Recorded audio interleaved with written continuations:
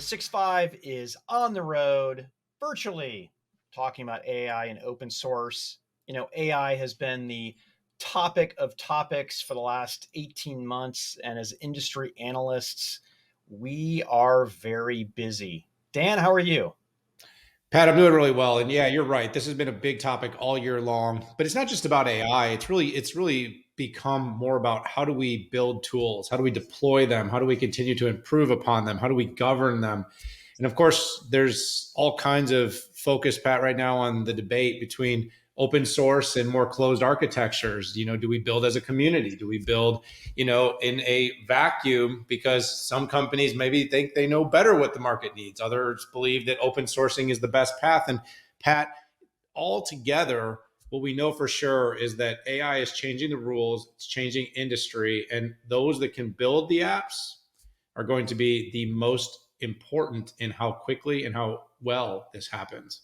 That's great. I'm glad you brought that up. In fact, the last panel I did was on open versus closed innovation in AI. So let's jump in, introduce our guests from Azure. Eric, Brendan, welcome to 6.5.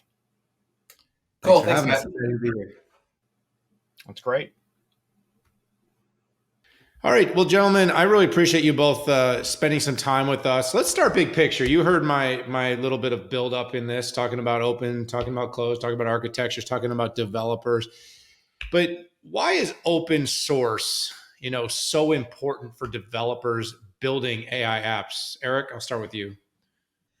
Yeah, I mean, it's if you look at the history of AI, really, so much of it has been built on top of open source, from all of the frameworks to the language. I mean, it's largely written in Python, and then there are frameworks like PyTorch and TensorFlow on top of that.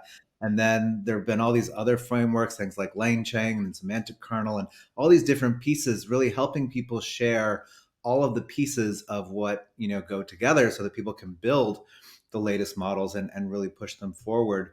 And it's really helped accelerate this space. It's why we are really where we're at, is because we've been able to build on the work of so many people coming together for that. Yeah, I think that notion of building on top is really the critical component. I think if you think back, one of the things I think about is, without a scheduler like Kubernetes, the first thing any AI project has to do is say, okay, first get these 100 machines together or these 1,000 machines together and install this software for like installing packages and get all of that stuff is just no longer someone who's doing AI's problem. It's been deferred to container images, container orchestration. It's just assumed to be there, and it's assumed that the cloud's going to provide it for you. And so I think just that starting point, just that foundation before you even get into PyTorch and those sorts of things, that how the heck do I do a distributed system? Because all these models, especially on the training side, are distributed systems. That alone accelerates innovation because it enables people to collaborate. And they don't, you don't have 14 different schedulers out there, and each model that gets learned has to learn how to use a different scheduler. So I think that's a huge foundational element. So yeah, I think in general, what we see in cloud is that anything that is not, that's undifferentiated heavy lifting just becomes open source, because there's just so much power in having a community work on it with you. Yeah, Brendan, what do you know about Kubernetes? I mean, I think you might have been the co-creator or something. Long time ago, getting older by the day. It is amazing. If I look 15 years ago, I've been in the industry too long, as Dan reminds me. But the thought of Microsoft and open source 15 years ago, maybe it was 20, was just like, wait a second, Microsoft doesn't do that. And just an incredible pivot into open source and everything you're doing in all the tool chains. And it's been really awesome to watch, as not only, in a past life being part of the industry, working in tech companies for 20 years, and now doing the analyst gig the last 15. It's been pretty cool. So question, and Brendan, I'll just hit you right. What is your vision and strategy for open source into the future, right? We've seen what you've done today, but what's the North Star for you? Well, I mean, I think the North Star actually is totally aligned with the mission statement of Microsoft, which is, empower people to do more. And in particular, in the world of like infrastructure, which is basically what I focus on, it's enabling people to build applications they didn't think they could before, to write and maintain, and especially the maintain part. I think I think we still see people. How do you build a resilient application? How do you build an application that you can roll out software every day to, and it doesn't light on fire? So that kind of empowerment, because we're not going to be able to tell you like what your application should look like. That's your application, that's your business, that's whatever it is. But we know like resiliency and reliability like kind of looks the same no matter what application you're talking about. And so that's our opportunity, I think, to work on open source projects to help with that. You might say like, well, why don't you just sort of bring it all in house and make it part of Azure? But the truth is it's a hybrid world out there. People are still running things on prem. People are, for a variety of By the way, different reasons. thank you for saying that. I mean, You know, it's what everybody knows, but I really appreciate you saying that. We don't do a lot of shows where people in your position will actually talk about that. So thank you. well, I mean, I think it's actually critical, right? I mean, I said this about a lot of the open source we do. It's because you want your solution to be the winner. You want your solution to be the thing that everybody uses. If you don't acknowledge that people are going to want to run it in other places, like people just find the solution that does go everywhere, right? Yeah. Whether that's, there's a variety of examples of that throughout the industry. So open sourcing just makes sense effectively. Yeah, and you guys have memberships in a number of different initiatives. You're active, right? I mean, Apache Foundation, Open Source Initiative, PyTorch Foundation. We had pulled some data on this. Microsoft is very active in the open source community.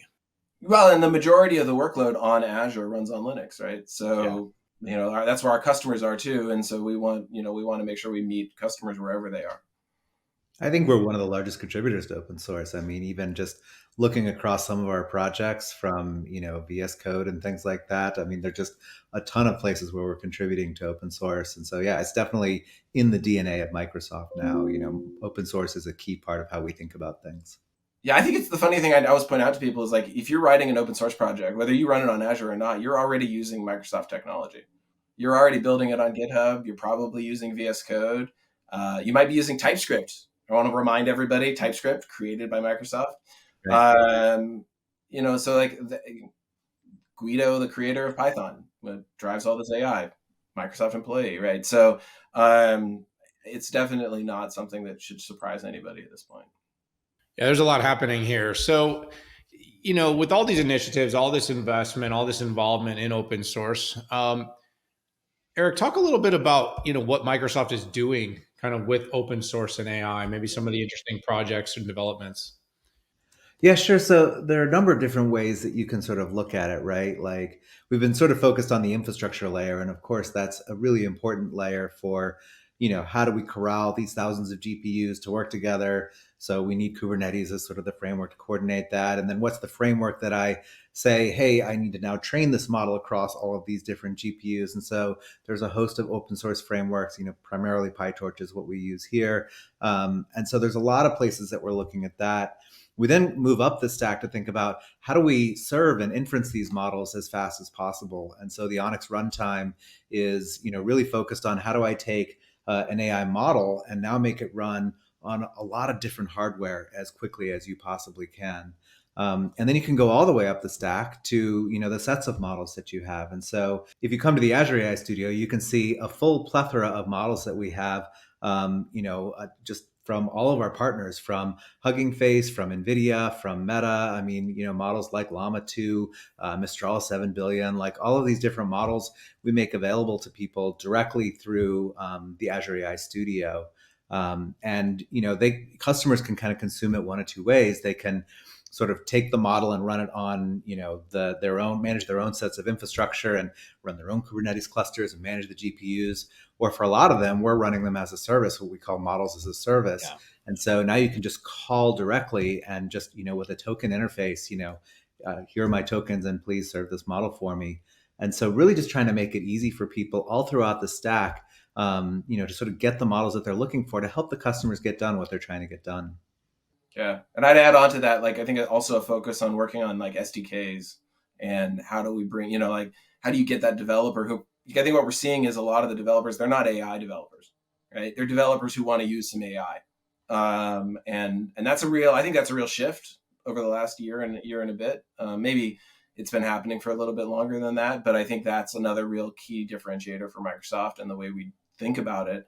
We want everybody to be able to take advantage of these APIs and the technology that is behind them.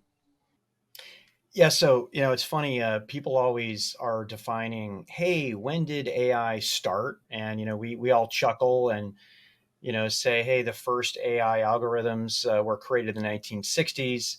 And then about 15 years ago, University of Toronto, object recognition, which then brought in out deep learning and then generative AI. Dan and I were both at the Microsoft event with OpenAI and Sam Altman and Satya Nadella. I think we were one of maybe 50 people that got invited. Thank you, by the way, to do that. But that's what people refer to when, hey, when did this generative AI thing start? And kudos to you for picking the right partner. It's paying off quite well for your company and customers in many different ways. But it's not just OpenAI. In fact, we've heard a lot about your recent partnership with Mistral. Can you talk about how Mistral fits in, maybe how it's different than OpenAI, where you're slotting that in versus OpenAI, or if this is a customer chooses and we can go from there. Yeah, I mean, maybe building on where you started, sort of the overnight success that's been 10 years in the making, right? Um, Exactly. I mean, I've been in AI for a long time, and we thought, oh, it's just 5 years away from really hitting it big, and that's probably been 40 years of being 5 years away. But now it feels like we're at that moment, and it's finally hitting it big. And so, what's the difference is the quality that we're able to achieve with these models. Really through the work that we did with OpenAI to really push the frontier of what's possible, and create models that were of a size and scale that we'd never really seen before. Um, but our commitment really to our customers is we want to make sure that they're going to find the tools that are going to help them get their job done. And so we're always going to have the best of breed frontier pushing models in our partnership with OpenAI. We're always going to make sure that that's available to our customers. But we also know that as other model types are starting to show up, we're starting to see a lot more interest in these small language models, models that are not the Yes. same scale, but maybe bring a different performance characteristic, or maybe can be fine-tuned or tweaked in a particular way to really focus on a niche application. And so Mistral really fits right in that fold there, where they've been doing some really innovative work. They're a pretty interesting company, that, in France, and some of the things that they've been doing and their approaches to things have really aligned with our thinking in a lot of things. And so we've been excited to partner with them and to bring, their latest models onto Azure. And yeah, we think customers are really going to be excited about just the different capabilities that they can have with this range of models now.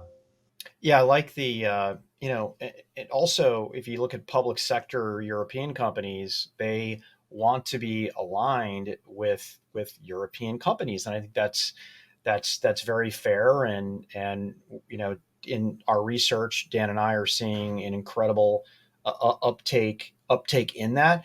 Very similarly to the way that some countries and regions look at high performance computing, right? Everybody needs their lab, right, where they're gonna do this. So it's good to see that relationship.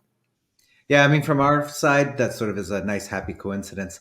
We're looking for who's the best companies doing the best, most innovative work, and they happen to be in France. And so, Yeah. but you're right, there are companies who certainly are looking for a bit more of the regional specializations. So, Brendan, we did sort of allude to the fact that you're one of the founding fathers of Kubernetes, but its popularity continues to grow in both visibility and usability. The utility is palpable, but you working day in and day out alongside the developers and developer organizations. Talk a little bit about how the two are intersecting with Kubernetes and developers building AI apps, Brendan.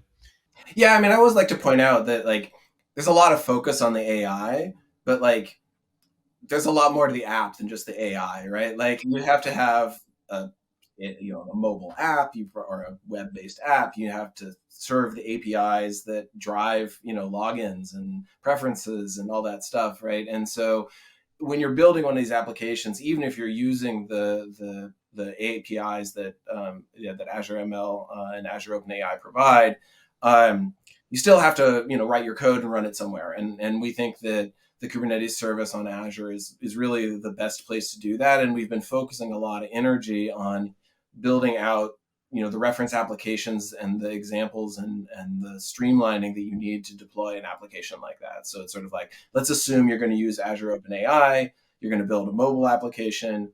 Like, what is the GitHub Actions pipeline that you need? What is the deployment around the world that you might want to be able to do in case it takes off in one particular geo versus another geo? Or even, you mentioned, the compliance regimes that are sometimes applied to these kinds of applications. And so I think that end-to-end really is the thing that Microsoft as a whole can provide, right? We have a place for you to start with your source code. We've got great APIs in Azure for you to call. We've got the IDEs that you want to use. We've even applied, the AI to Copilot, to GitHub Copilot, to make it easier for you to write the code.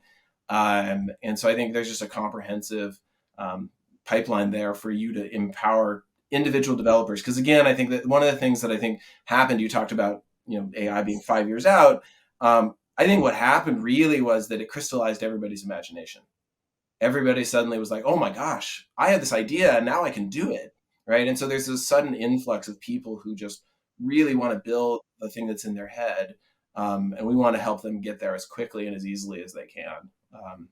So I have to ask, is it Kato or Kaito, which is Kubernetes AI toolchain operator? I'm probably going to get in trouble with the team, but I've been calling it Kato. Can you call it Kaito? Kaito? No, I don't know. Yeah, it's like kube control. Right? There's two different ways you can pronounce the Kubernetes tool, as kube control or kube cuddle.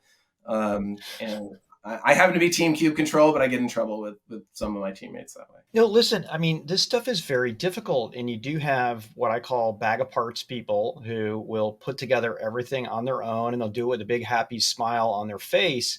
But as we've learned, to get these tools in the hands of even more people, there have to be some abstraction layers or some connective tissue. So Kato, I think, is a good example of that. It's pulling together multiple open source projects and combining that with different models. Bring your own containerized model. I think it's great stuff here. And I hope that we, anytime we do this kind of open source work, we hope that we're going to get a community around it, and that, maybe that community will eventually extend beyond Azure. And so I think that's, we're trying to make sure it's as easy as possible. Obviously bringing it into the Azure Kubernetes service so that it's super easy to light it up there. But, I think we envision the idea that this is something that's necessary for everyone in the CNCF community. Yeah. And by the way, thanks for bringing us back into reality that AI is not the application. It's a really exciting part that makes applications a lot better, but there's actually the application that needs provisioning, that needs tools, that needs containers. So thank you for pulling us back in there. I think we need a little bit more of a reality check sometimes as the industry talks through. That's just I think that's a really interesting point, right? Like a couple of years ago, I was a little frustrated that people weren't really getting that AI should be taking off. And it took an application, ChatGPT, where finally it was accessible to people where they could understand how you could use it. So I think that's a really important point of AI is a really important tool in this application that you're building, and you have to knit it all together. But so often it's the killer app that ends up driving something into the height of consciousness, right? We've been waiting for it for multiple decades. Companies like Microsoft have used advanced analytics, various machine learning techniques to, better understand customer attrition and what's going to drive a buying decision and next best action. And it's like all of a sudden we create something that completes your sentences and makes search more digestible. And everyone's like, oh, I can get it. Now I see what it can do. Now I see. I mean, we've been using rendering in like all the AI that's been used to render the games we've been playing. I mean, it's been everywhere. It's just finally people took notice, like all of the same day. And I think also like credit to Eric and his team, and I think for making it accessible too, right? Because if your imagination's captured, but it's hard to use, like, every time I see someone doing because there's more to AI, I think, than just the generative too. Like every time I see someone doing data processing on a handwritten form. I'm like, really? Like, you could send a scan of that from your phone into Azure AI and it will just give you the text back. Like, please stop typing it from this to this, right? Love it. Yeah, you need that moment of capturing what's possible, right? Because that person who's doing it, they don't know what's possible out there. So this is great stuff, and if our audience is still tuning in this far, they're going to want to know, hey, how do I get involved? What are the resources? What are the next steps? What would you recommend for people, exploring, experimenting, or people who just want to scale? Erica, maybe we'll start with you.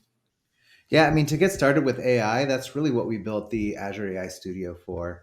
It really tries to make it simple to get access to lots of different models, to get into a playground where you can sort of try them out, to start building the most common patterns that people have, which is usually I want to put some data in a database or in a search index, and then I want to retrieve that data and feed it into my model. So the scaffolding for how to go and build those applications and really get you ready to get deeper into, all right, let's build a really rich application out of that.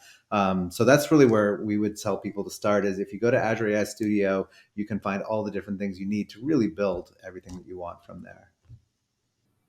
Yeah, for sure. And I guess I would also just add, I think it's great to also really play around with the existing stuff to get a sense for what these models are good at and what they're not good at. Like, use it for real tasks, use it to plan your vacation, use it to do something, because, I think that we can imagine a lot of stuff, and if you play around with the existing chat-based models like what's in the Copilot app, you get a good sense, I think, for what it can do today and what might be maybe a couple more years out into the future, and that'll help you as well build a really good application. Now, inside of AI Studio or Azure Machine Learning, I know one of you had mentioned the model as a service. So basically, go in and pick your models, and those aren't just large models. Those are some small language models as well. I think Eric, you had talked about potential. Well, first of all, it's a lot. If you can get something done with a smaller model, use the smaller model because the inference cost of getting it done is going to be smaller. And what I'm hearing from enterprises is even the, okay, do I leverage my own model and then fine tune it with my data to get the results that I want? Or do I have to actually go in and create my own model that's more focused? Let's say for personal finance, for tax, for medicine, right? We're seeing a lot of these vertically oriented capabilities that people are leaning into. So this would enable potential people to try these different things out and see the result that they might get. Is that the That's right. So if you go to AI Studio, we have a model catalog, which literally has thousands of different models in it. And so then you can try out the different models. And that pattern you're referring to of, do I take my data and use it to fine tune an existing model and then specialize it for my task is when we're seeing a lot of interest from companies in trying to explore and see, hey, is that going to work well for their particular use case? And so, absolutely, we would encourage people to try it. And as Brendan said, you kind of have to experience this stuff to see where does it work well or where are there gaps or problems with it. And I have to ask, Phi and Orca, that definitely sounds like an open source name. Take me through what these two are, if you don't mind. Yeah, so those are two models that we've recently open sourced. They're, the initial versions are very small, but we've sort of focused on the ways that you're building the models and particularly the data that you use to train these models. And with that, we've been able to get really strong performance, generally like a class higher in performance with a class lower in terms of size. And so, the Phi 1.5 billion model competes very favorably with 7 billion parameter models. And so if we can, sort of find the right applications for that, that you're just that much cheaper then. You're in a much smaller class of scale model with the same performance. Well, listen, Eric and Brendan, it's been really fun to go through this whole thing, break it down, some real geeky stuff here, which Pat and I love. And of course, we also really appreciate how you've taken some of these very complex technology topics and made them sensible for the business line and those that probably will be waiting for a generative tool to eventually do their coding for them. A whole nother debate for a whole nother day. But before I let you both go, any final parting words of wisdom for our audience here in the 6-5, Eric? I mean, I think, this is a really exciting space moving really quickly. And so, the things that we talked about 6 months ago are even pretty different now. And just making sure that you're keeping close of what are the latest things and trying, the trends with these small and open source models is really pretty exciting. And so I think customers are going to find a lot of applications and uses for them.